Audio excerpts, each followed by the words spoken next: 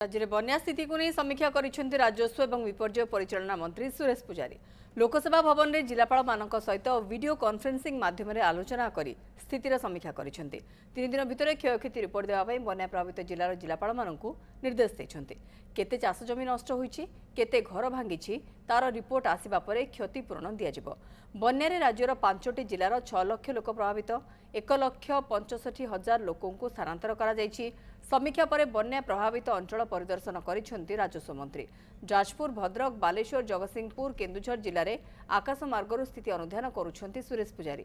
मंत्री सहित अतिरिक्त मुख्य सचिव एवं स्वतंत्र रिलीफ कमिशनर रहिछन्ति एवं स्थिति अनुधान करुछन्ति।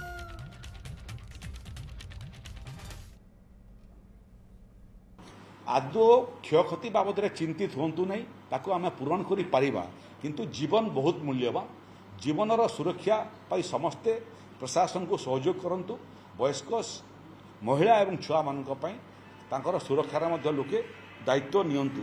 आमे आशा करूछु जे आज राति बेलकु परिस्थिति व्यापक भाव में सुधरिबाटा आरंभ करिवो एवं जेते समय आकु गड़िबो पूर्णिमा कारणरू पानी डिस्चार्ज होवार मध्य समस्या विभिन्न अंचल में अच्छी।